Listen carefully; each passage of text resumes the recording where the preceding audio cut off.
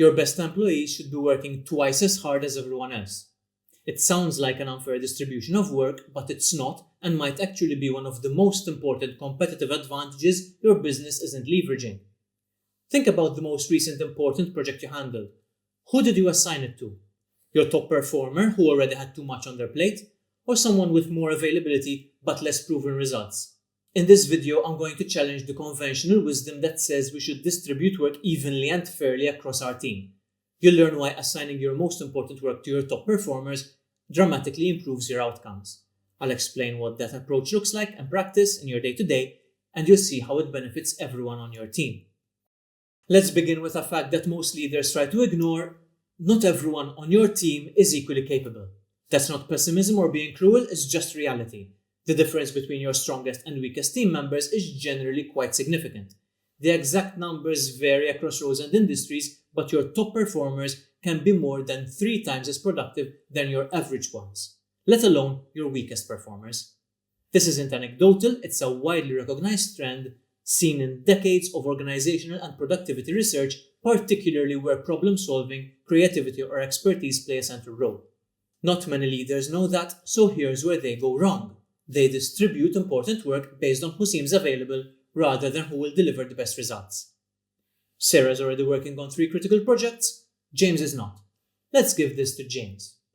Seems logical, but it's doing you more harm than good, so let's look at what you should do instead and why. Your top performers bring nuance, they exercise judgment and discretion, and they understand context. Important work requires all of these traits, and these aren't things that you can teach in one day. So you should assign vital work to your top performers because they complete critical tasks faster and with higher quality than others, and you also dramatically reduce the margin of error. This isn't just opinion, it's measurable. From a purely cost-benefit perspective, that's the number one reason why an organization should be assigning its most important work to its top performers. It just yields better results than assigning the same task to someone weaker.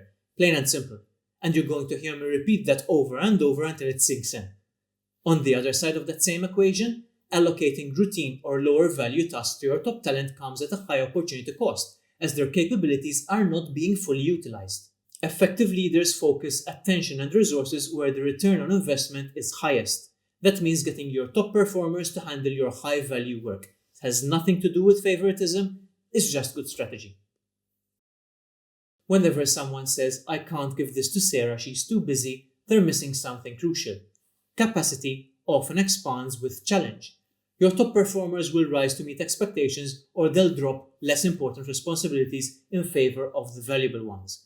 There will always be more work than there are hours to do it in. That's just reality. At least in this way, the most important work is being completed by your most capable people. If something is going to be left undone, or ends up falling through the cracks, it'll be something less important, not one of those tasks that carry the most weight. Prioritizing by importance and not by availability is just good sense. In fact, here's a counterintuitive approach for you to consider. By deliberately overloading your top performers, you create a natural filter.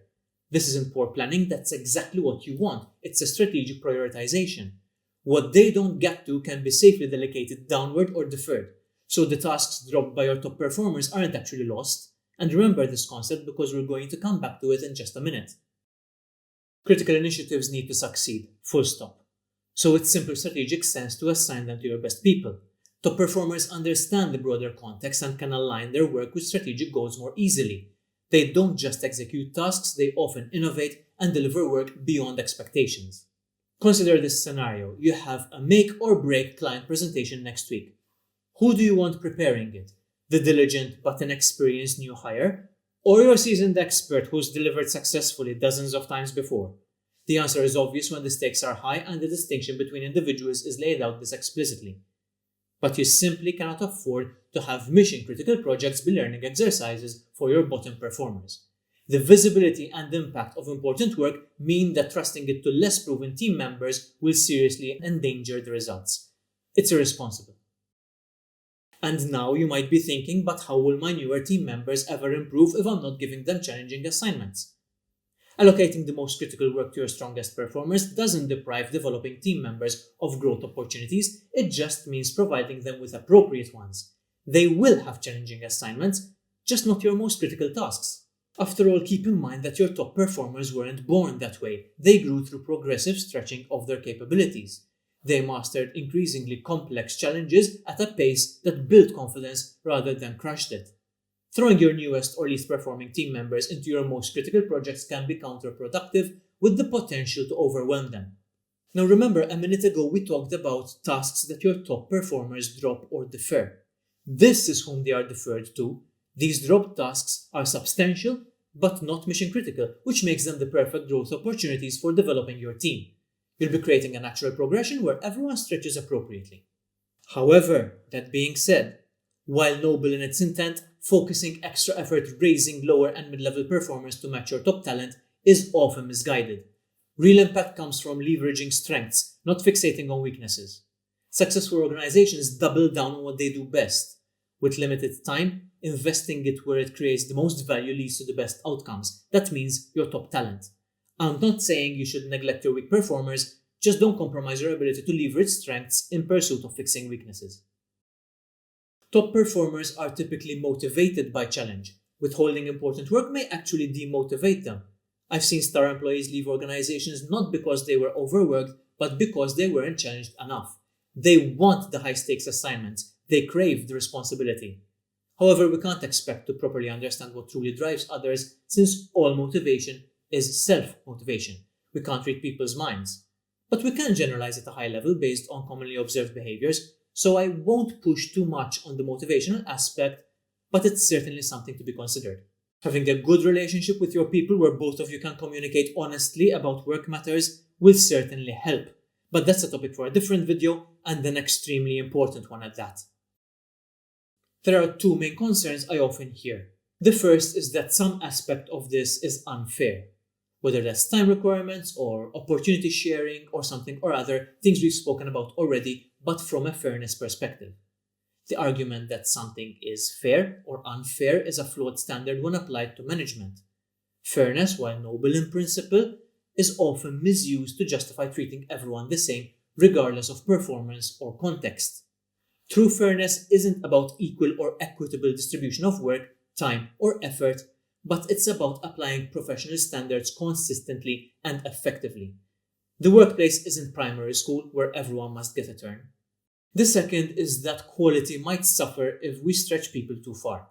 Yes, quality sometimes drops when you add new responsibilities, and temporary dips in quality are part of the learning curve. And that's exactly what happens whenever someone is promoted to a new role within the organization. They're inexperienced in that new role, and yet they still carry more weight and within the same time constraints. That's how it should be. And there's a similar, albeit unofficial, pecking order within your own team. Assigning stretch tasks isn't about finding a perfect balance, it's about encouraging upward adaptation. Even if quality drops for a bit, it rebounds as experience builds. Your job is to determine which tasks can tolerate that short dip in quality without jeopardizing major outcomes. The long-term gains will outweigh any short-term discomforts. So how do you put all of this into practice straight away? First, you need to take a good look at your current work allocation. Are your most critical projects in the hands of your most capable people? If not, you need to make some changes. Then make sure you're supporting your top performers with the resources, the removal of obstacles, and the recognition they need in order to succeed. If you're asking for more, then you need to support them accordingly. And finally, be unapologetic about this approach. You're not being unfair and you're not showing favoritism.